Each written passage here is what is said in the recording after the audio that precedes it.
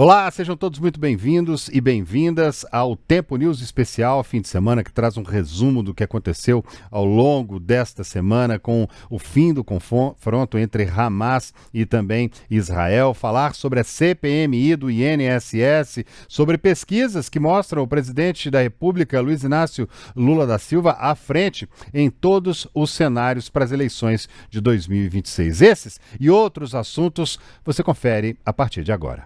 Com a saída de Luiz Roberto Barroso, que anunciou a aposentadoria nessa quinta-feira, o presidente Lula vai poder indicar um novo ministro para o STF. Vamos ver na tela com a gente os nomes mais cotados, pelo menos os que estão sendo especulados. Alguns dos possíveis indicados são Jorge Messias, que é advogado-geral da União, Bruno Dantas, que é ministro do Tribunal de Contas da União, do senador Rodrigo Pacheco, mineiro, Vinícius Carvalho, ministro da Controladoria Geral da União, e de Maria Elizabeth Rocha, que é presidente do Superior Tribunal Militar. A gente está vendo os nomes aí na sua tela. Claro que tudo pode mudar, porque essa decisão ela cabe única e exclusivamente ao presidente da República. Aproveito para dar boa noite ao Gabriel Ferreira Borges, repórter de O Tempo em Brasília,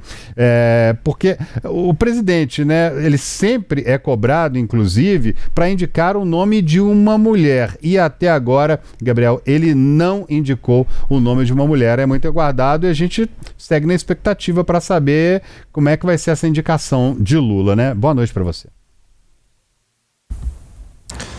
Boa noite, André. Tanto é que dos 5 cotados, dos 5 citados por você até agora, 2 são considerados favoritos para a vaga deixada pelo ministro Luiz Roberto Barroso e nenhum deles é uma mulher. São eles o advogado-geral da União, Jorge Messias, e o senador Rodrigo Pacheco, do PSD de Minas Gerais. Messias, ele foi subchefe de assuntos jurídicos da presidência da República durante o governo Dilma Rousseff e também foi consultor jurídico dos Ministérios da Educação e do Ministério da Ciência, da Tecnologia e da Inovação. E é justamente a trajetória de Messias durante os governos do PT nas últimas décadas que o alçam à condição de hoje o mais cotado para ser indicado pelo presidente Lula para a vaga deixada por Barroso. O Lula já teria dito a pessoas próximas, nos últimos anos, inclusive, na verdade, desde que foi eleito para o 3º mandato, que neste governo ele gostaria de indicar para o STF ministros que sejam da estrita confiança dele, como foi o caso do ministro Flávio Dino, que era ministro da Justiça e da Segurança Pública, e também do ministro Cristiano Zanin, que foi o advogado de Lula durante a Operação Lava Jato. No caso de Pacheco, embora ele não tenha a proximidade e a confiança que Messias tem com o presidente Lula, ele tem a preferência do presidente do Senado, Davi Alcolumbre, do União Brasil do Amapá, e também a preferência de parte dos ministros do STF. Alcolumbre e Pacheco são próximos desde quando Alcolumbre foi presidente do Senado pela primeira vez, entre 2019 e 2021.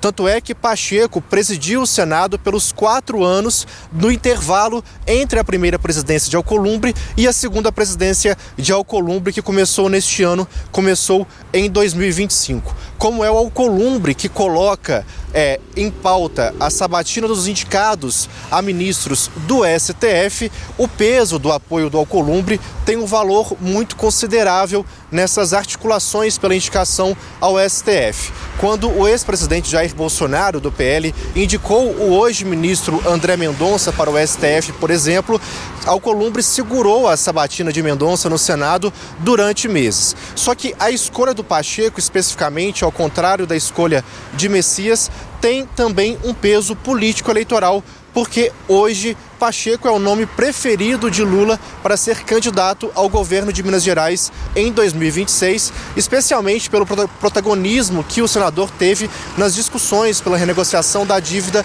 do Estado com a União.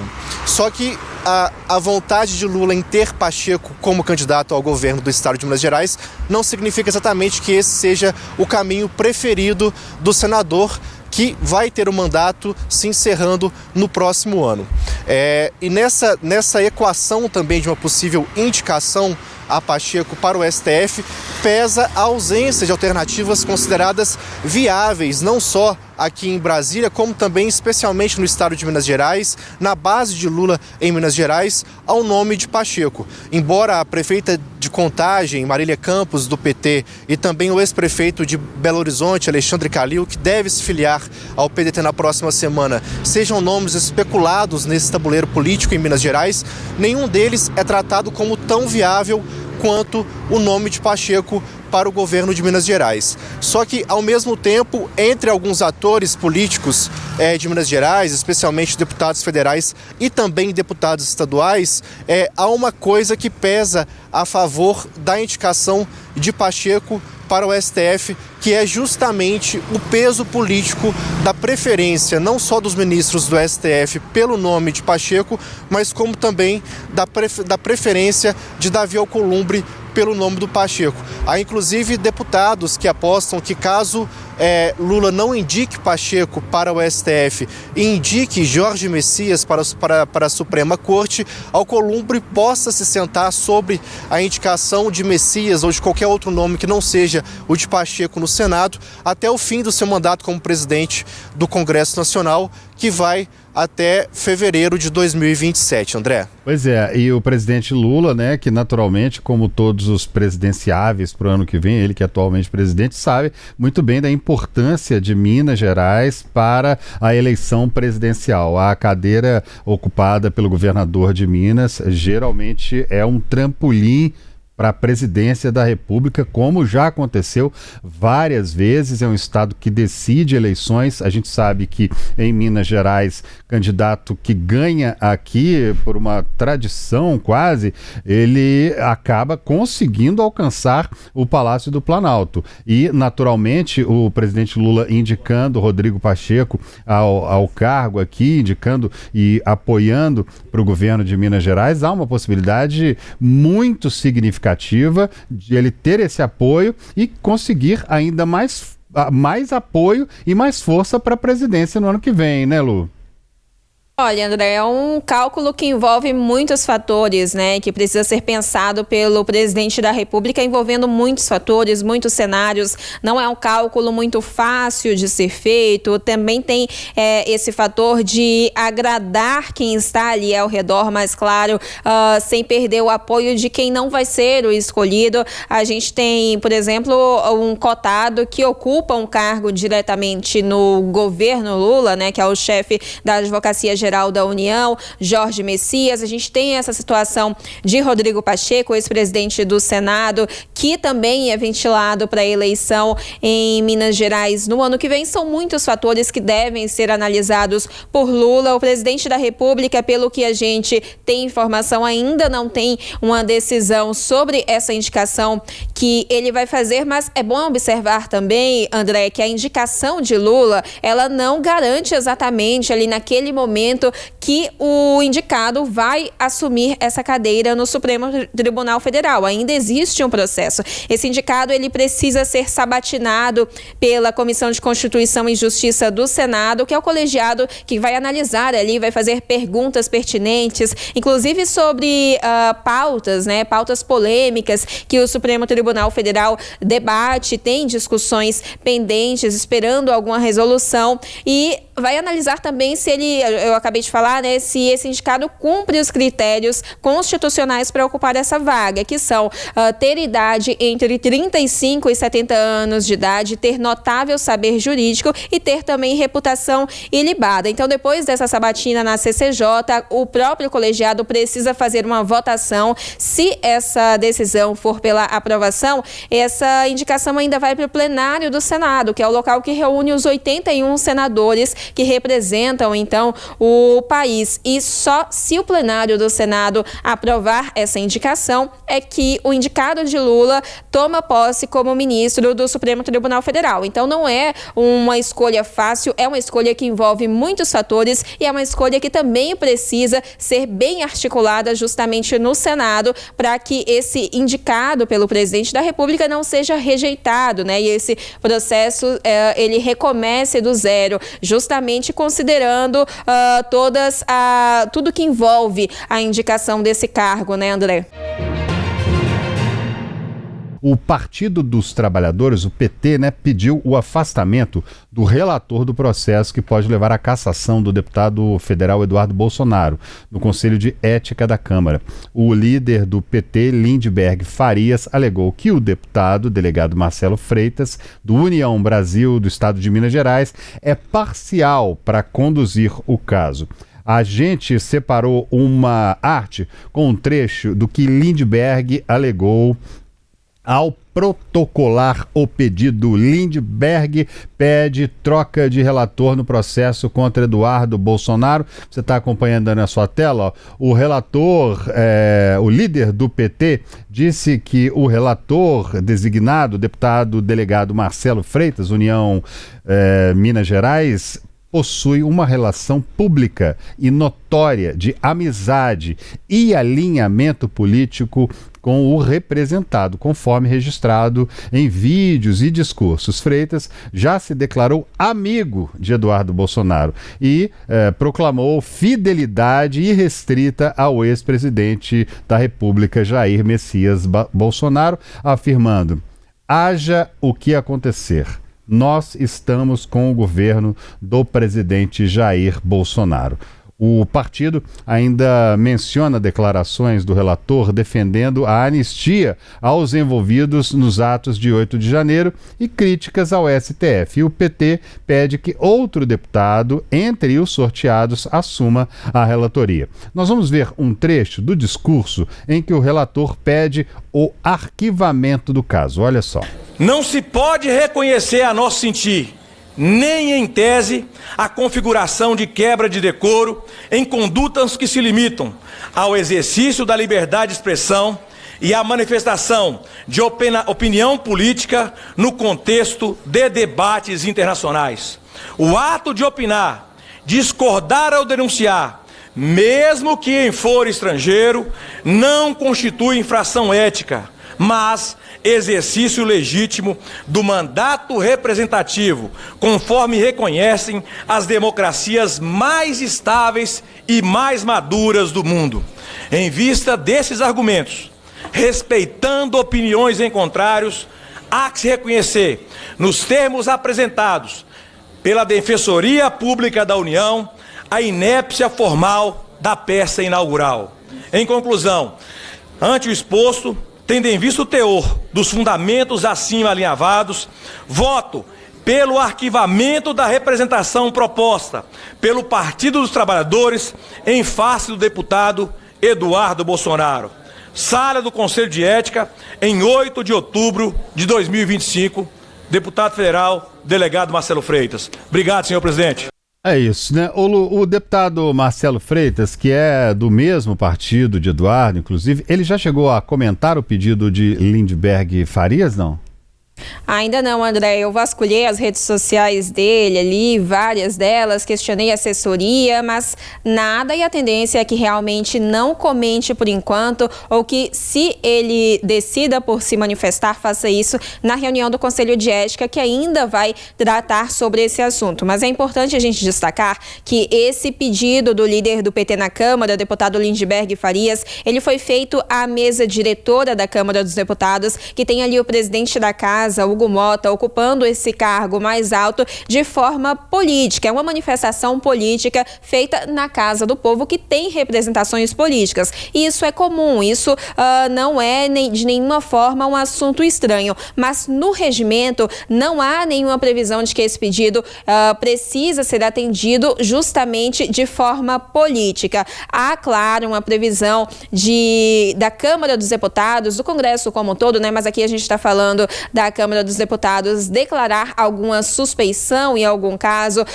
Deputados da base governista até chegaram a afirmar que esse seria um dos casos, porque a gente tem algumas declarações, alguns vídeos publicados em redes sociais de Marcelo Freitas ao lado de Eduardo Bolsonaro, os dois ali se tratando como amigos, mas essa troca de relator, inclusive usando esse argumento, já foi solicitada uma outra vez, não para a mesa diretora da Câmara, como é é esse caso de agora, mas dentro do Conselho de Ética, que é onde esse processo contra Eduardo Bolsonaro acontece. Inclusive foi foi pedido para o comando do Conselho de Ética, antes mesmo da apresentação desse relatório de Marcelo Freitas, defendendo o arquivamento dessa ação que acontece no Conselho de Ética.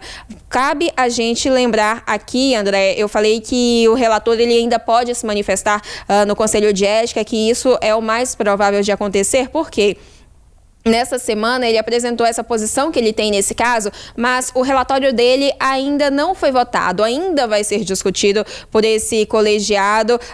O Conselho de Ética tem uma reunião já marcada para a próxima terça-feira, ali o início da tarde da próxima terça-feira, mas o caso de Eduardo Bolsonaro não entrou na pauta e o que a gente tem já é uma perspectiva de, no colegiado, dentro do Conselho de Ética, esse relatório pedindo o arquivamento do caso de Eduardo Bolsonaro será aprovado. E por que essa perspectiva? Porque a gente olha a composição do colegiado e por essa composição, pelo quadro partidário distribuído ali, pela posição histórica de representantes que estão ali dentro, a gente já consegue, claro, ter uma noção de qual posicionamento, de qual direcionamento eles tomam em determinadas pautas. Então, a expectativa comentada, inclusive, dentro da Câmara dos Deputados é essa, que o relatório de Marcelo Freitas tem chance de ser aprovado justamente com esse pedido de arquivamento da ação que tramita contra Eduardo Bolsonaro, que está nos Estados Unidos desde o final de fevereiro deste ano. André?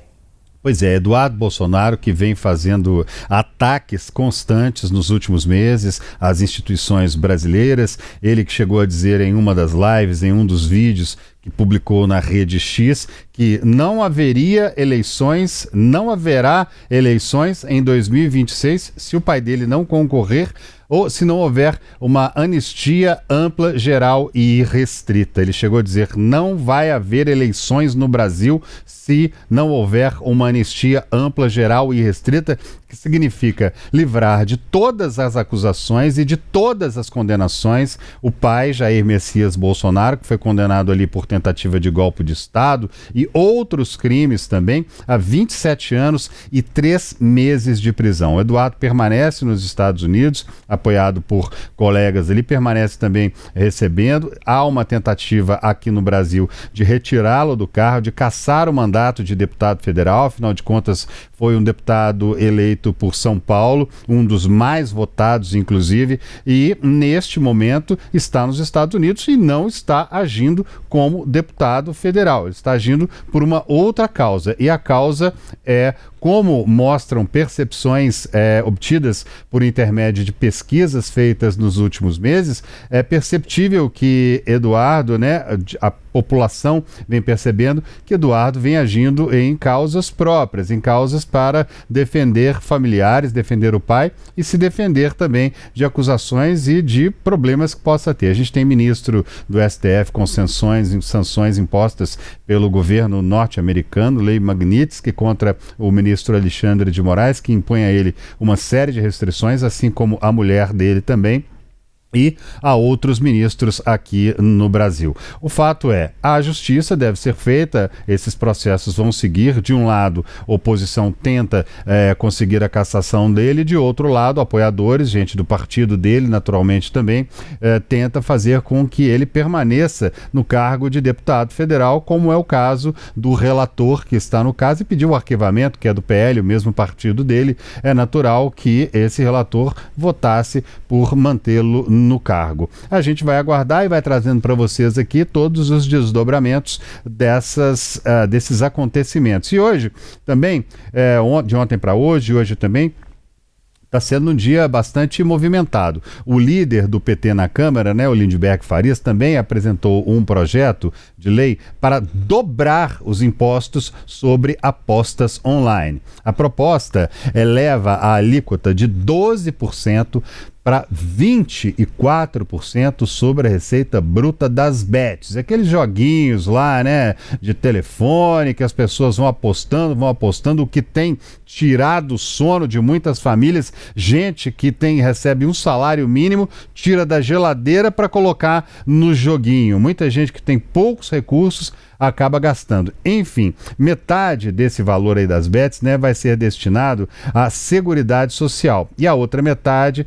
a finalidades que já estão previstas em lei, de acordo com o que estabelecem as normas aqui no país. Também nós separamos uma arte com um trecho da justificativa de Lindbergh Farias, né? O petista afirma que essa proposta de lei aumenta a tributação brasileira sobre as bets a um patamar, veja bem, a um patamar mais elevado do que a média das demais atividades, o que se justifica pelo fato de as bets serem uma atividade nociva à saúde e à economia familiar. Lindbergh afirma também que mesmo com o aumento proposto, a alíquota cobrada aqui no Brasil, né, ela fica abaixo da alíquota de outros países, como França e Alemanha. Quer dizer, mesmo a gente aumentando aqui, ainda assim ficaria mais baixo do que em outros países. Esse projeto, assinado por 64 deputados do PT, vem logo depois de uma medida provisória do IOF ter perdido a validade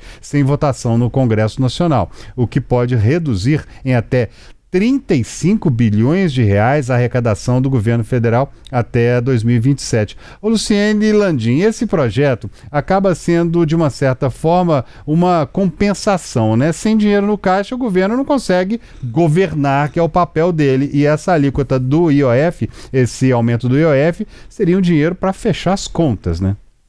Seria, André, a gente está falando aqui de uma alternativa justamente porque o governo teve essa derrota imposta na medida provisória que criava justamente alternativas ao aumento do imposto sobre operações financeiras, o IOF. A gente lembra todo aquele impasse que teve quando o governo decidiu aumentar essas alíquotas do imposto, né? A Câmara dos Deputados chegou a derrubar, então o governo decidiu propor essa medida provisória em junho, com alternativas para aumentar o caixa em compensação de uma forma que não fosse justamente a alta desse imposto. A gente teve então a derrota imposta ao governo e agora a base governista e até mesmo integrantes do próprio governo do presidente Lula articulando propostas para compensar, para fazer essa compensação e tentar inflar o cofre público no próximo ano na falta dessa MP do IOF. A gente tem então uma das medidas, justamente esse projeto de lei apresentado, encabeçado pelo líder do PT na Câmara, o deputado Lindbergh Farias, mas assinado, como você bem destacou, por mais de 60 deputados. E é um tema bastante semelhante ao que já constou nesse texto da MP do IOF, quando ela ainda existia no Congresso Nacional, né? Lindbergh Farias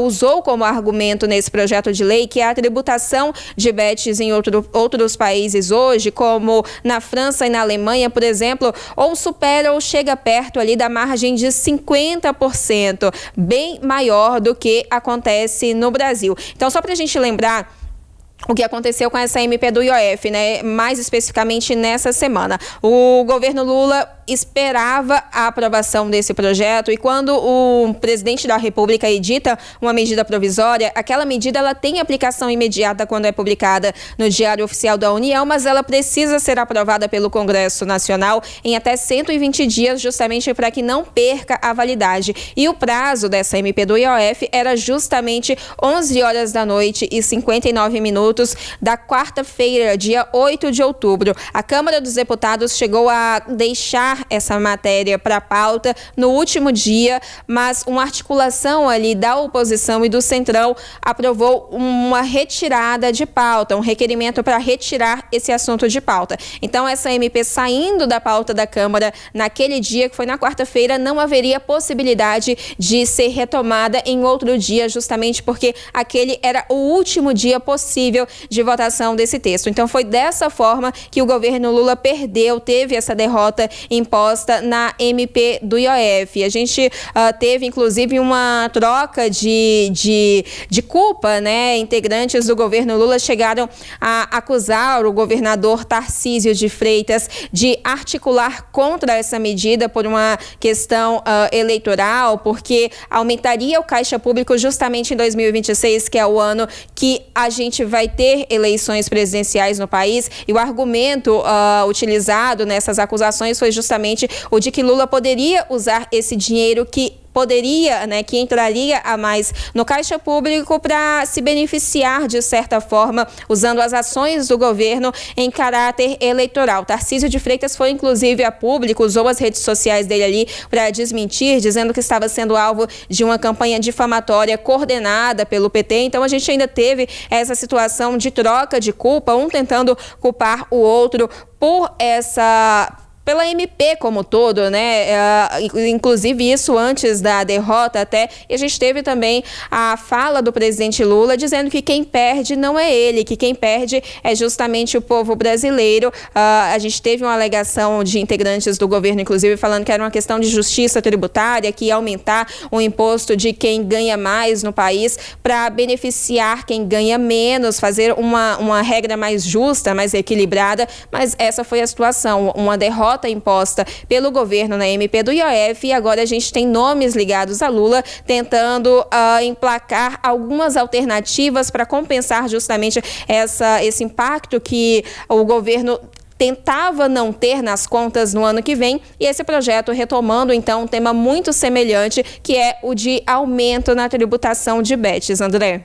Pois esse assunto ainda vai dar muito pano para manga, naturalmente, nas próximas semanas, nos próximos dias, E aumentar o imposto das bets aí, que para muita gente é uma diversão quase que inofensiva, a pessoa brinca um pouquinho ali, aposta ali R$1, eu não sei quanto é que pode apostar no máximo, nem no mínimo, eu não faço a menor ideia. Mas você que está acompanhando a gente, você é a favor de aumentar o imposto sobre as bets, essas empresas que geralmente não são daqui, não são brasileiras, e que ganham milhões e milhões de reais aqui, de dólares e tudo, aqui no nosso país, e levam para fora, tudo às custas de gente que fica ali apostando, muitas vezes adolescentes, pessoas que às vezes caem em golpes, acham que vão ganhar, porque geralmente essas apostas, de um modo geral, são feitas para a pessoa perder, Eles não vão criar uma aposta para você ganhar, que se todo mundo ganhar não tem como dar certo, acaba que a banca acaba levando.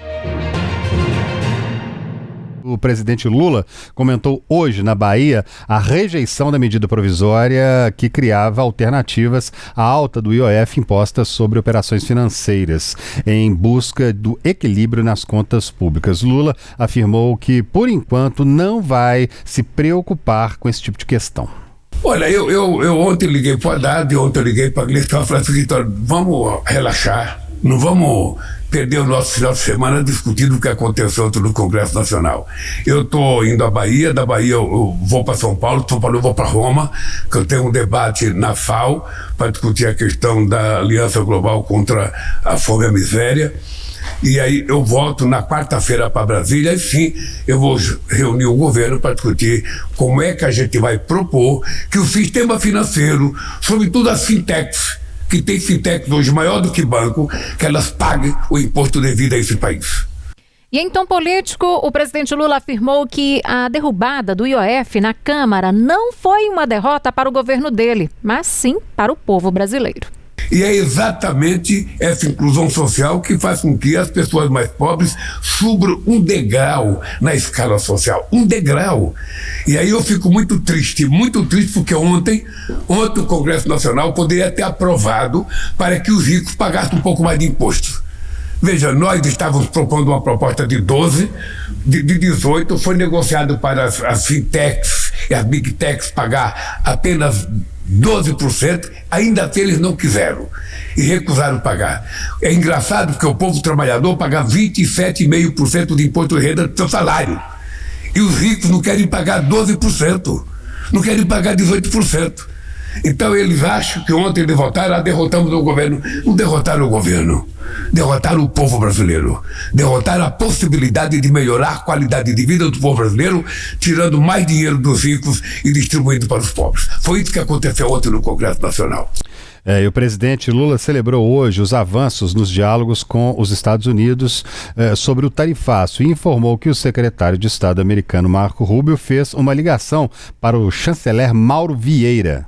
E após o telefonema entre Lula e o presidente dos Estados Unidos, Donald Trump, na segunda-feira, Marco Rubio foi designado, portanto, para conduzir essas negociações com o Mauro Vieira, o vice-presidente-geral do Alckmin e também o ministro da Fazenda, Fernando Haddad. Em entrevista à rádio Piatã, da Bahia, hoje Lula afirmou que Mauro Vieira e Marco Rubio tiveram essa conversa por telefone. A conversa durou por volta aí de 15 minutos. Os dois representantes não chegaram a iniciar os debates, mas estariam ajustando agendas para marcar uma reunião presencial em Washington sobre esse tema. Ainda ontem, a pessoa que ele indicou, que é o secretário de Estado, Marco Rubio, ligou para o meu ministro Mauro Vieira. Talvez comece a ter conversa a partir de agora. E vamos ver se a gente consegue se acertar. Porque o Brasil não quer briga com os Estados Unidos, o Brasil não quer briga com o Uruguai, o Brasil não quer briga com a Bolívia. O Brasil quer paz e amor. O Brasil quer crescer, o Brasil quer se desenvolver. Nós não temos contencioso com nenhum país do mundo. E não queremos ter. E os Estados Unidos é uma aliança de 201 anos, é uma coisa muito forte. Então nós queremos manter uma relação boa, civilizada, democrática, respeitosa, sem abrir mão do nosso conceito de democracia e da nossa soberania. As relações diplomáticas entre os Estados Unidos e o Brasil passaram por um novo capítulo, após Lula e Donald Trump conversarem por telefone pela primeira vez desde a eleição do americano. Lula diz ter sido surpreendido pela cordialidade de Donald Trump. Olha, eu te confesso que eu fiquei surpreso com o resultado da conversa, porque era uma coisa que parecia que não iria acontecer, parecia impossível. Nós nos encontramos rapidamente no salão de espera, sabe, lá na ONU, e tivemos uma conversa de 30 segundos, quem sabe um pouco mais, um pouco menos, e ele disse que pintou um clima. O dado concreto é que ele me telefonou e no telefonema havia uma expectativa de que ia ter muita discussão. Ele me ligou da forma mais gentil que um ser humano pode lidar com outro. Eu tratando de forma civilizada e ele me tratando de forma civilizada. E ele ele não sabia, mas eu estava completando 80 anos no dia que ele me telefonou. Então eu disse para ele: ô presidente, nós vamos nos tratar sem liturgia. Você me chama de você, eu chamo você de você. Afinal de contas, eu estou completando 80 anos hoje e você vai fazer 80 anos dia 14 de junho. Então nós somos dois senhores de 80 anos, presidimos as duas maiores democracias do Ocidente e nós precisamos passar para o resto do mundo cordialidade, harmonia e não discórdia e briga. Então foi uma coisa extraordinária. Eu falei com ele aquilo que eu deveria falar, que era preciso retirar a taxação dos produtos brasileiros, que ele tinha sido mal informado. Então agora começa um outro momento. Pois é, o Lula disse, que pediu para o Trump retirar a sobretaxa para a entrada de produtos brasileiros nos Estados Unidos e destacou que o presidente americano não recebeu informações corretas para tomar as decisões. E desde 6 de agosto, uma série de produtos brasileiros sofrem aí uma taxa de 50%. Lula solicitou a retirada de 40%, já que os outros 10% são uma tarifa que os Estados Unidos aplicaram a dezenas de países. Lula também pediu a Trump a retirada das sanções contra autoridades brasileiras, como ministros do Supremo Tribunal Federal, o STF. Pois é, e após esse telefonema da última segunda-feira, as equipes dos dois presidentes tentam, portanto, acertar agora uma data, para um encontro presencial. Lula sugeriu uma reunião na Malásia, inclusive no fim deste mês, à margem aí da cúpula da Associação das Nações do Sudeste Asiático. E quem tem outras informações sobre esse assunto pra gente, direto de Brasília, é a repórter Ana Paula Ramos. Ei, Ana, boa noite pra você. Esse encontro de Lula e Trump está ficando uma expectativa cada vez maior, Um pequeno encontro na ONU, rolou uma química, depois fizeram uma videochamada e agora já estão combinando um encontro presencial aí, Ou seja, a coisa está caminhando e, pelo que tudo indica, está caminhando de forma favorável ao povo brasileiro, Isso, boa noite, André, Síria, Lucênio, uma ótima noite a todos que nos acompanham. Isso mesmo, André, o presidente Lula está bastante confiante, bastante otimista que tudo será resolvido. Ele falou isso hoje num discurso, num evento lá na Bahia, e ele está confiante. E ele sugeriu 3 datas para o encontro presencial com o presidente dos Estados Unidos, Donald Trump. Como vocês já comentaram, esse encontro durante essa reunião da ASEAN, que acontece lá na Malásia, no final do mês, os dois já confirmaram presença, então existe a possibilidade de uma bilateral entre eles. Lula também convidou Trump para vir ao Brasil para participar da COP30, que acontece em novembro em Belém, no Pará.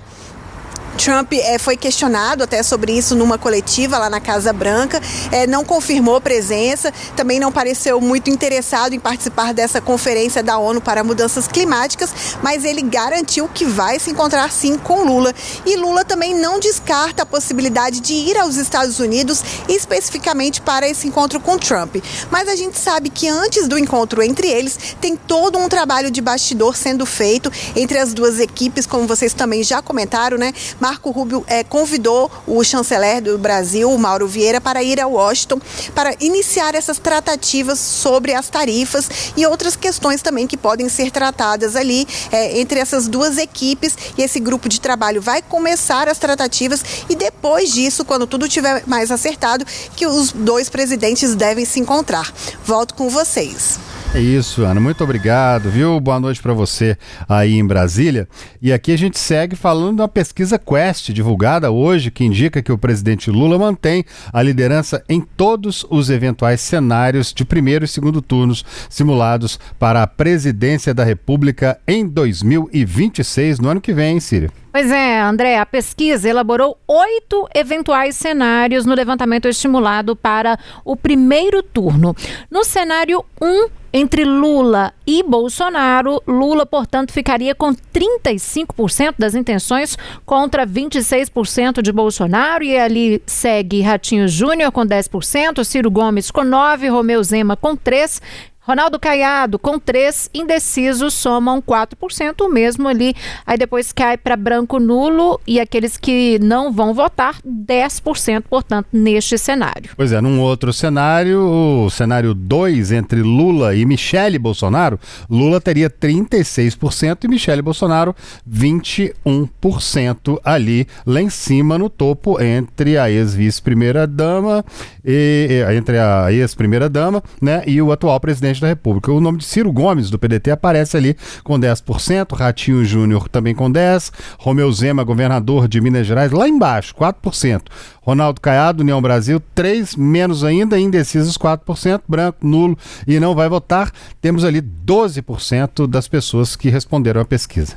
No cenário 3, Lula enfrentaria Tarcísio de Freitas, do Republicanos. Neste caso, Lula teria 39% das intenções de votos contra 18% de Tarcísio. Ciro Gomes ali com 12% neste cenário. Ronaldo Caiado com 4%, a mesma quantidade de Romeu Zema.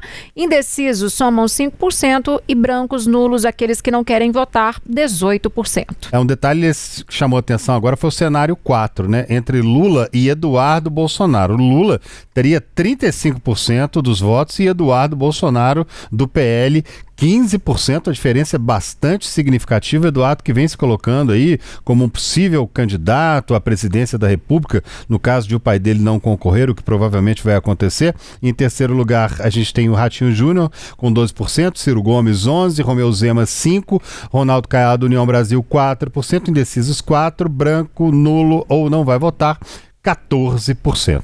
Em um quinto cenário foram colocados o presidente Lula, Tarcísio de Freitas e Eduardo Bolsonaro. Neste caso, Lula teria 42%, Tarcísio de Freitas, do Republicanos, 19% e Eduardo Bolsonaro, do PL, com 17%. Já um sexto cenário seria entre Lula, Eduardo Bolsonaro e Ratinho Júnior, do PSD. Nesse caso, Lula teria 41%, Eduardo Bolsonaro 20% e Ratinho Júnior 17%. E o cenário 7, nesse cenário foram colocados Lula, Eduardo Bolsonaro e Romeu Zema, do Novo. Lula ficaria com 43%, Eduardo Bolsonaro com 22% e Romeu Zema com 11%. E para terminar, por último, foram colocados Lula, Eduardo Bolsonaro e Caiado. Lula teria 43%, Eduardo Bolsonaro 23% e Ronaldo Caiado 10%. Bom, agora em um cenário de segundo turno, hein? Aí entre esses primeiro cenário de segundo turno, Lula e Ciro Gomes. Lula teria 41%. Lembrando que essa mesma pergunta anterior, em setembro, ele tinha 40%. Essa mesma pergunta foi feita. Ciro Gomes do PDT, 32%. Lá em setembro eram 33%. Pois é, está aí na sua tela. Ó. Em outro cenário de segundo turno entre Lula e Bolsonaro, Lula ficaria com 46%. Eram 47% em setembro, viu? E Jair Bolsonaro do PL, 36% e eram 34%. Agora, em um cenário entre o presidente Lula e Tarcísio de Freitas, Lula teria 45%, eram 43% em setembro, e Tarcísio de Freitas, do Republicanos, portanto, ficaria com 33% em setembro. Esse número era de 35%. A pesquisa também trouxe esse outro cenário entre Lula e Michele. Lula teria 46% e a ex-primeira-dama 47% em setembro, e Michele Bolsonaro 34% e eram 32%. Bom, lembrando que a margem de erro dessa pesquisa é de 2 pontos para mais ou para menos. A pesquisa mostra também estabilidade pelo segundo levantamento consecutivo e repete o cenário de setembro. Lula, portanto, passou a liderar em todos os cenários pesquisados em agosto.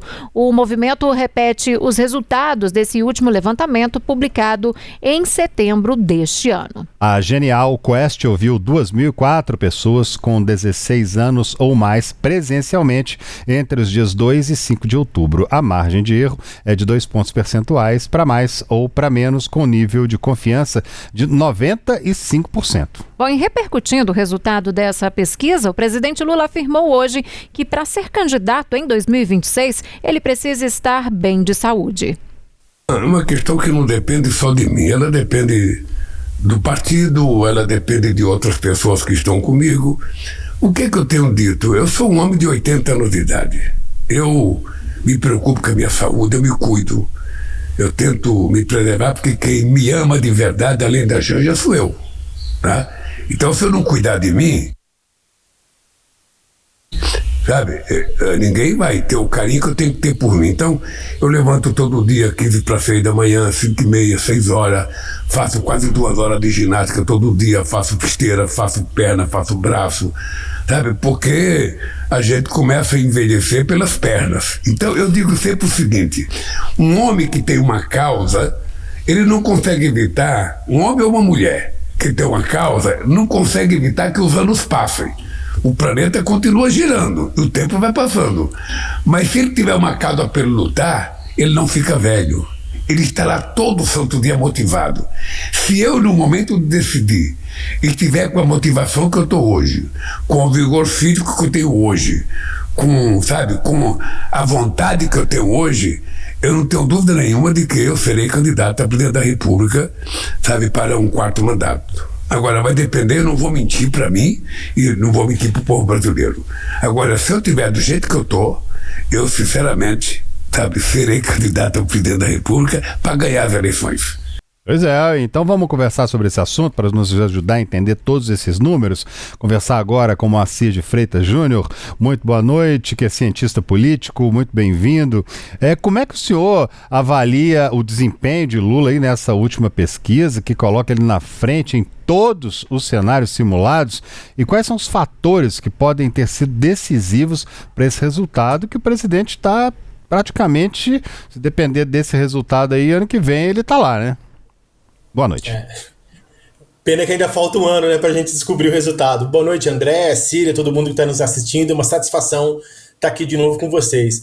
André, eu acho que o melhor jeito da gente olhar as pesquisas é olhar ao longo do tempo, né? Não olhar a pesquisa do mês, a foto, porque ela só revela o momento de agora, mas fazer como vocês fizeram na apresentação e comparando com os outros meses para a gente poder ver a evolução dos números. Quando a gente vai olhando as pesquisas da Quest ao longo dos anos, agosto, setembro, agosto, julho, o que a gente tem visto é isso, apesar do cenário estar um pouco estabilizado agora, houve um ganho, né, de qualidade em relação ao presidente Lula, que fez com que ele estivesse liderando, aparece agora liderando em todos os cenários. Se a gente lembra das pesquisas do começo do ano, não era assim. Né? Havia cenários onde ele perdia no segundo turno, havia cenários de empate com candidatos que são muito menos expressivos do que ele, e agora os resultados são esses que a gente pôde ver nas lâminas. O que pesa, né, para esse resultado de agora? Acho que, primeiro, claro, o fator do presidente Lula ser ele, né, um sujeito que tem um recall danado no eleitorado, muito conhecido, tem um eleitorado cativo que vota com ele em qualquer circunstância, mas me parece que os acontecimentos dos últimos meses, que têm sido bons para o governo, melhora na aprovação, essa questão da relação com o presidente Trump que vocês acabaram de noticiar, foi uma relação que nem existia e agora parece que vai deslanchar. Isso pode trazer benefícios para a economia, para a política no geral, a aprovação da isenção do imposto de renda, enfim. A aprovação do governo Lula melhorou nos últimos tempos. Eu não estou com o número aqui agora, mas é porque a pesquisa foi de ontem, né, mas acho que cresceu mais de 10 pontos se você considerar de janeiro para agora. Né, tanto que na Quest a reprovação e a aprovação já estão em empate mesmo numérico, a diferença de 1%, 1 ponto percentual, em outras pesquisas a aprovação já até superou, e isso está pesando na cabeça do eleitorado, porque quando o governo se recupera, ainda que não nem perto do que já foi, né, a aprovação do governo Lula nos seus governos anteriores, isso reflete na eleição como um todo. Acho que o governo conseguiu alinhar bem a comunicação, a esquerda parece ter encontrado um caminho de se expressar melhor nas redes, nas ruas, enfim. Quando a gente coloca todos esses fatores em campo, isso vai se refletindo nos números da política também, né? Agora, Moacir, o nome do Lula aparece aí como certo, na verdade, né? Ele deu essa entrevista falando que se ele estiver bem de saúde, que ele, né, vai sim colocar o nome dele à disposição para ser candidato, mas tudo vai depender de fato da forma como ele vai estar. Como você bem disse, ainda falta aí um bom tempo, né, até chegar esse período eleitoral. Se ele não for candidato de fato, qual que seria o caminho do PT para encontrar um plano B, hein? Não sei se eu vou conseguir te dar uma resposta assim precisa em relação a isso, porque no momento não existe plano B, né? Não tem nenhum candidato, nem no PT, nem na esquerda como um todo, que consiga substituir o presidente Lula em termos de voto, em termos de carinho do eleitorado, de presença política, de liderança política, né? O presidente Lula, ainda que tenha, né, uma série de questões em relação a ele, mesmo dentro da esquerda, é o nome que une esse campo, esse setor progressista, desde as pessoas que são muito de esquerda, até daquelas que são mais de centro-esquerda e que vê no presidente Lula um digno representante do povo brasileiro, da democracia, que são questões que nos últimos tempos têm feito muita diferença na hora da escolha do voto, mesmo para quem necessariamente não votou no Lula nas outras vezes em que ele foi candidato. Então, se fosse hoje, não teria um nome assim, exatamente que pudesse se oferecer, não, temos um substituto automático aqui para o Lula. Agora, essa é uma questão que uma hora ou outra vai se colocar. O presidente Lula não vai viver para sempre, ele tem 80 anos, se amanhã ele resolver que não quer ser candidato, ele tem todo o direito, que não tem mais o que, né, nada a provar em relação à sua liderança política, está com o seu nome anotado na história, e aí alguns nomes não poderiam surgir, mas assim, é especulativo, porque a gente não tem como né, não teria nem como medir isso agora, mas me parece que o ministro Haddad é um bom nome, o vice-presidente Alckmin seria um bom nome, lideranças mais novas da esquerda, que acho que ainda não estão temperadas para tanto, mas que no futuro podem eventualmente ocupar esse posto, como o prefeito João Campos, do Recife, a ministra Marina, enfim.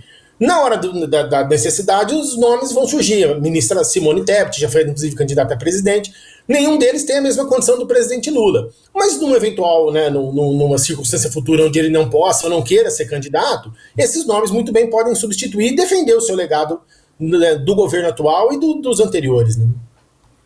Olá, Moacir, boa noite. Bom, a gente tem essas pesquisas revelando esses cenários há um ano das eleições, né? E a gente ainda tem incerteza sobre os nomes que vão disputar o cargo presidente da República em outubro do ano que vem. A gente tem o presidente Lula indicando que pode tentar um 4º mandato, ele tem feito cada vez mais declarações nesse sentido, mas, claro, ainda sem confirmação. Isso pela esquerda, né? Pela direita, a gente tem vários nomes sendo colocados. O governador de São Paulo, Tarcísio de Freitas, sendo apontado como principal diante da inelegibilidade de Jair Bolsonaro, mas ainda com Jair Bolsonaro, que está inelegível, não se retirando completamente dessa disputa, apesar dessa restrição da justiça, né? Diante de todo esse cenário, considerando que a gente deve ter mais uma vez uma eleição polarizada, principalmente entre esses dois campos, esquerda bem ligada a Lula e direita ligada a Bolsonaro, qual que é o melhor momento para que esses campos políticos anunciem anunciem quem deve ser candidato em outubro do ano que vem, ainda que como pré-candidatos, né? Porque essa confirmação ela fica ali mais para o mês de julho, um pouco antes dos eleitores irem realmente às urnas. Luciane, eu acho assim, para os candidatos que já estão com a vida mais ou menos encaminhada para o ano que vem, como é o governador Caiado, o governador Zema, o governador Ratinho, o governador Eduardo Leite, para eles não há mais nada o que esperar. Se eles têm vontade e condição de se lançar como pré-candidatos, tem que fazer isso quanto antes, para o nome deles poder ir ganhando tração junto ao eleitorado, porque são nomes muito são conhecidos nos seus estados, têm carreiras políticas, né, em pontos diferentes mais consolidados, evidentemente, mas que não são nomes conhecidos nacionalmente, e é isso, se eles tiverem que enfrentar o presidente Lula, veja o tamanho do desafio, né? Você ter que enfrentar um candidato que está no governo, é o presidente da República, já ganhou 3 eleições, tem um recalque na população muito grande, então, quanto antes eles puderem lançar o nome deles, para ir ganhando nome, esse nome poder ir ganhando tração na campanha, para eles é melhor. Quem não pode fazer isso exatamente agora é o governador Tarcísio, porque ele é o governador de São Paulo, tem condição de disputar mais um segundo mandato. É muito convidativo, né, você disputar uma eleição como a dele lá em São Paulo, porque está com uma circunstância política mais consolidada para a vitória dele, também para ele é a reeleição. São Paulo, né, no estado como um todo, tem uma tendência de votar em candidatos com a característica do Tarcísio. Então, como trocar isso por se aventurar numa eleição presidencial? Então é uma discussão muito difícil. Eu acho que para ele o melhor caminho seria esperar mais adiante, porque também tem uma questão que para os outros não pesa, mas que para o Tarcísio é decisiva. Para o Zema, para o Caiado, até para o Ratinho Júnior, para o Eduardo Leite, eles muito bem podem se lançar candidatos, mesmo que sem a bênção do Jair Bolsonaro. Né? Eles já foram candidatos sem essa bênção antes, também procuram não se colocar exatamente nessa circunstância, ainda que seja muito difícil se consolidar no campo da política hoje sem essa bênção na direita. Agora, para o Tarcísio, essa possibilidade não existe. Ou ele vai disputar o governo de São Paulo de novo, ou ele vai precisar da autorização, da bênção do Bolsonaro para fazer isso. E aí não dá para fazer isso agora, porque ele já se colocaria no alvo, já se colocaria numa posição de desgaste, como já aconteceu nos meses anteriores, né? Ao tempo em que ele ganhou visibilidade, se vocês olharem lá um daqueles quadrinhos da Quest, o conhecimento do eleitorado sobre o Tarcísio aumentou quase 10 pontos, também a rejeição aumenta um pouquinho, ele caiu em termos de voto, de intenção de voto. Então você vê, quanto mais exposto você está, mas também você tem que se defender das críticas, se defender dos adversários, você também fica mais, né, exposto no sentido de fragilizado. Então, para ele é uma discussão muito mais difícil de fazer agora. Agora, para os outros candidatos da direita, quanto antes eles colocarem o nome deles, melhor, porque eles ainda precisam ganhar, né, ocupar um terreno que hoje eles não têm. O potencial de voto deles nós podemos ver aí nas pesquisas, um aparece com 4%, outro aparece com 5%. Agora, eles não têm nada a perder, né? Você terminar um mandato de governador, ou quase terminar, né, 2 mandatos seguidos, poder disputar uma eleição com o Lula, sei lá, chegar no segundo turno, em segundo lugar, tá? Um ótimo ganho, estaria muito bom para eles. Tá? É diferente do caso do Tarcísio, porque ele tem muito a perder, né? Se esse resultado for do final, ele necessariamente não vai se consolidar como uma liderança desse campo, né? A CPMI do INSS, que aprovou hoje a quebra dos sigilos bancários e fiscal de pessoas ligadas ao Sindinap, envolvido em suspeitas de fraudes nos descontos de benefícios de aposentados e pensionistas. O Sindinap é presidido por Milton Batista de Souza Filho e tem como vice Frei Chico, que é irmão do presidente da República, Luiz Inácio Lula da Silva, que não foi alvo da operação da Polícia Federal realizada mais cedo. Pois é, o ministro Flávio Dino, do Supremo Tribunal Federal, garantiu a Milton o direito ao silêncio durante o depoimento de hoje. Gerou críticas do presidente da CPMI, o senador Carlos Viana, que falou em blindagem de aliados do governo. Vamos ouvir. O habeas corpus concedido ao presidente do Sindinap permite que ele não fale e não responda absolutamente nada nesta CPMI. Agora, os senhores vejam bem. Polícia Federal nas ruas em vários estados, operação que está sendo deflagrada em conjunto com as nossas investigações e as investigações do Supremo Tribunal Federal. Ontem, numa conversa com o ministro André Mendonça, nós trocamos muitos relatórios sobre o que está acontecendo e o que nós já avançamos. Hoje a polícia está executando, inclusive no sindicato desse senhor que está aqui para depor. E chega um habeas corpus blindando uma pessoa que tem muito o que responder ao povo brasileiro.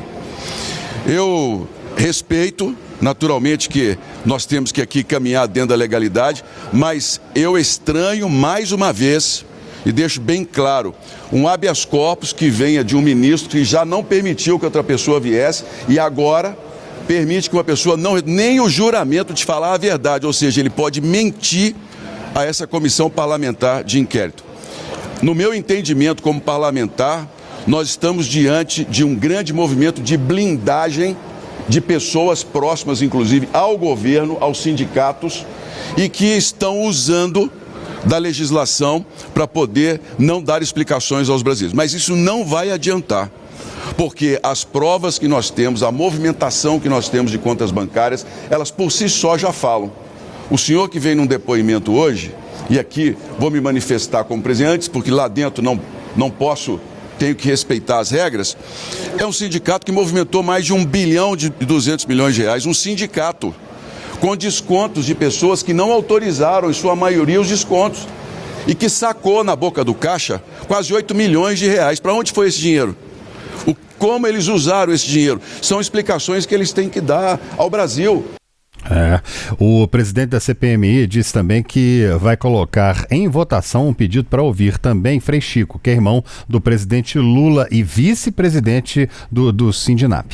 Diante do silêncio que foi colocado hoje sobre a participação do senhor vice-presidente do sindicato em relação às ações do sindicato, pela quantidade de dinheiro que foi sacado na boca do caixa pelos membros do sindicato, pelo esquema que foi montado por conta do desvio do dinheiro que foi descontado indevidamente dos aposentados, eu entendo que é urgente que nós coloquemos em votação a convocação do chamado Frei Chico, irmão do presidente Lula, para que ele possa, inclusive, esclarecer os pontos que foram colocados ali e qual a participação, especialmente nas decisões que foram tomadas. A Dataprev, ela recusou o cadastramento, mas poucos dias, os descontos voltaram a acontecer de uma forma milionária. Nós precisamos entender qual foi a influência política, quem deu essa ordem, e da agora para frente nós precisamos chamar autoridades aqui novamente, inclusive, se precisar,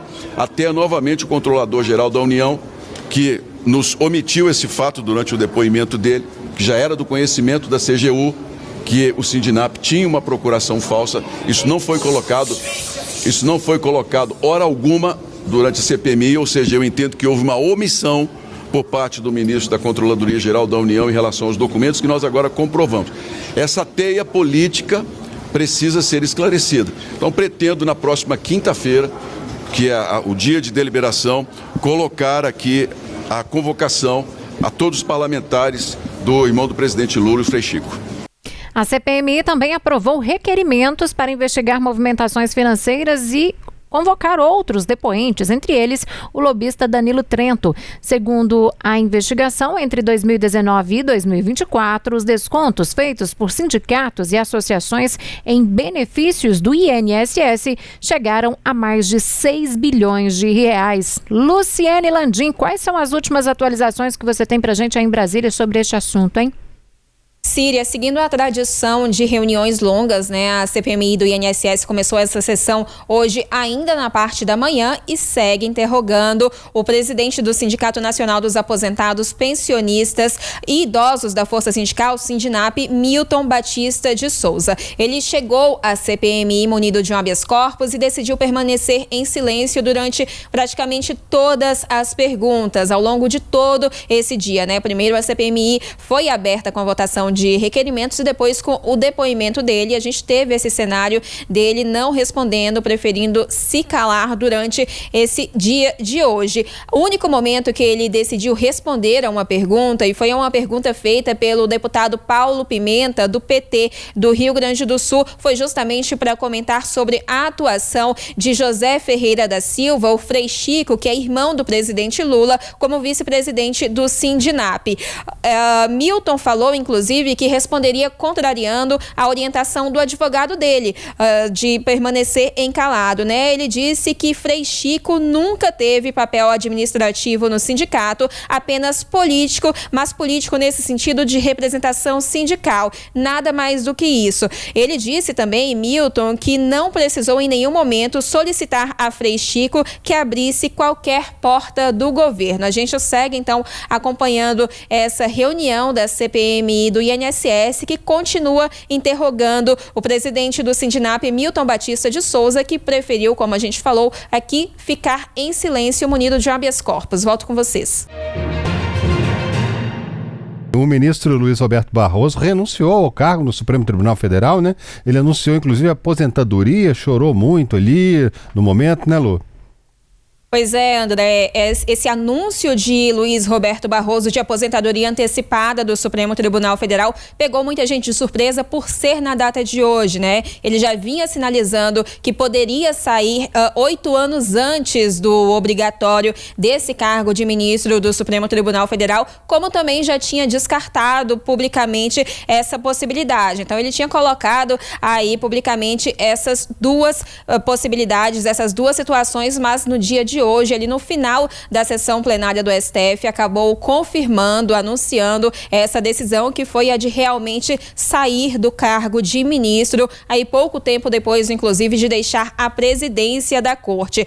Luiz Roberto Barroso, então, sai do cargo de ministro do STF aos 67 anos, ele que poderia ficar até 2033, quando completa, na verdade, 75 anos, que é a idade para aposentadoria compulsória para esse cargo. Barroso foi indicado como ministro do STF pela ex-presidente Dilma Rousseff e deixa a corte depois de 12 anos. Essa aposentadoria antecipada dele abre espaço para que o presidente Lula indique quem vai ocupar esse cargo, essa vaga de ministro deixada em aberto, então. Hoje, Lula tem 4 cadeiras indicadas na corte, da ministra Carmen Lúcia e do ministro Dias Toffoli, indicados em governos passados de Lula, e do ministro Cristiano Zanin e também do ministro Flávio Dino, indicados no atual mandato. Não há previsão de quando Lula vai confirmar quem ele deve indicar, claro, já alguns nomes cotados, mas nenhuma previsão.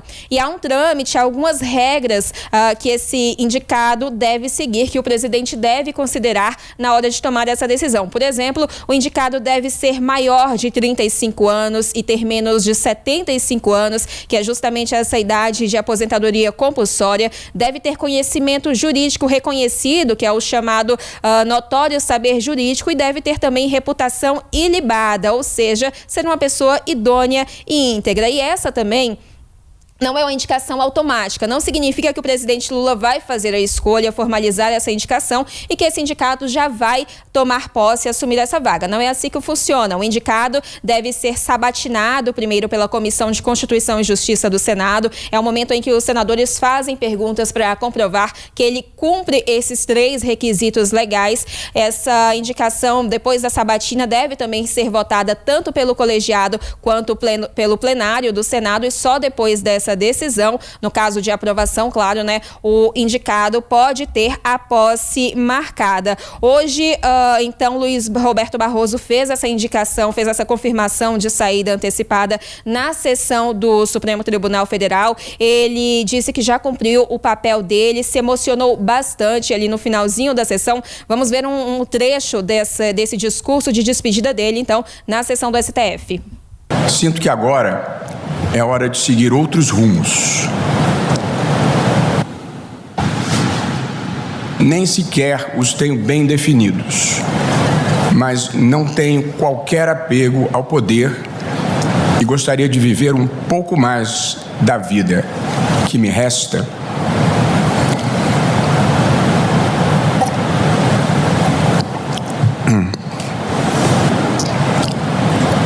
Olha que eu me preparei muito tempo para esse momento. Sem a exposição pública, as obrigações e as exigências do cargo. Com mais espiritualidade, literatura e poesia.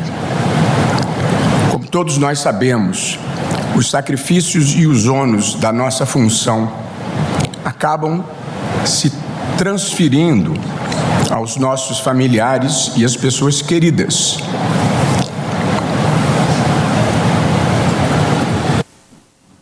Que sequer têm qualquer responsabilidade pela nossa atuação.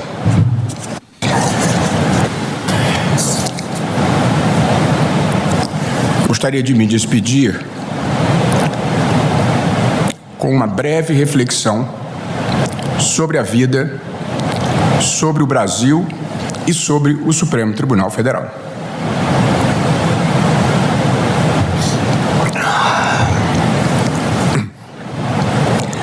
Apesar da agressividade e da intolerância que ainda se vê aqui e acolá,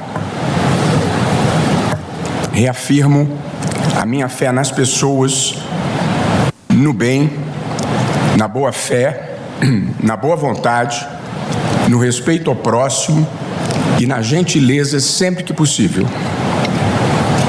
Fora desta bancada, continuarei a trabalhar por um tempo de paz e fraternidade. E quando deixou essa sessão, ali ao final, Luiz Roberto Barroso conversou com jornalistas, concedeu uma coletiva de imprensa, falou um pouco sobre os planos que tem para essa aposentadoria e também sobre a indicação que o presidente Lula deve fazer para essa vaga que abre para ministro do STF. Vamos ouvir.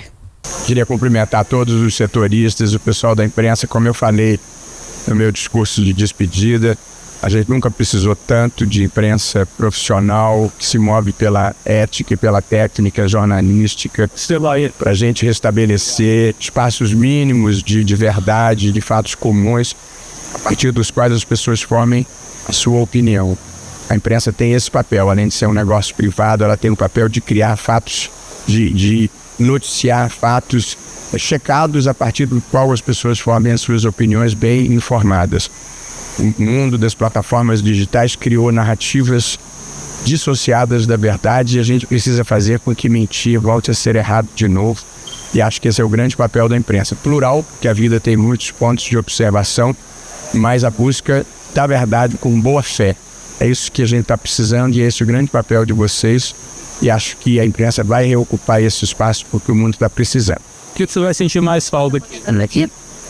Quais são os planos agora para saída do Supremo? E você sabe que é o que poderia imaginar que eu esteja cheio de planos. Eu não tenho planos nesse momento. Eu aceitei... meus planos nesse momento são acadêmicos. Escrever. Aceitei um convite para estar numa instituição chamada Max Planck, na Alemanha, lá em novembro. Aceitei dar um curso como professor visitante na Sorbonne em janeiro. O ano que vem eu vou começar a pensar na minha vida, mas eu não tenho nenhum projeto delineado. Eu apenas tive uma sensação no meu coração de ter cumprido o ciclo da minha vida. A vida é feita de ciclos.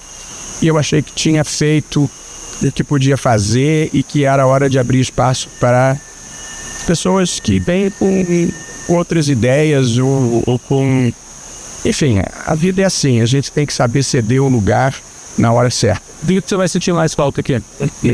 Olha, eu gosto muito do convívio. Nós aqui conseguimos desenvolver relações de amizade e de afeto, de pessoas que se ajudam, se gostam, se admiram. Eu certamente vou sentir falta disso. E vou sentir falta, eu sou uma pessoa que gosta de pensar o Brasil e trabalhar pelo Brasil. Aqui era um espaço, mas não é o único espaço da vida. E fora daqui eu tenho até mais liberdade de pensar e de ajudar no que possa. Então, eu vou sentir falta de estar convivência com pessoas que, de pontos de vista diferentes, trabalham muito aplicadamente pelo Brasil. O Supremo é uma instituição admirável. Não tenho nenhum projeto próximo, imediato, de voltar a advogar. E você chegou a falar com o presidente Lula? Você chegou a... O presidente Lula, digamos assim, ele suspeitava, porque eu estive com ele no sábado, no show da Maria Bethânia, e eu disse para ele que eu precisava falar com ele um assunto importante, e ele já intuiria o que era, e tínhamos marcado uma audiência para ontem. mas as questões políticas e as circunstâncias o presidente precisou adiar, de modo que eu não consegui falar diretamente com ele, salvo há 2 anos atrás, quando eu disse que eu tinha essa possível intenção de, após a presidência, deixar uma vaga no Supremo. A expectativa agora, então, é que Luiz Roberto Barroso não participe mais de sessões do plenário do Supremo Tribunal Federal, mas que fique ainda por algum tempo, algumas semanas, cumprindo prazos burocráticos no gabinete, né? Como pedidos de vista, audiências que estão pendentes, justamente para finalizar esse trabalho que ele fez no Supremo Tribunal Federal, entregar o cargo, deixar essa vaga à disposição para indicação do presidente Lula. Síria, André.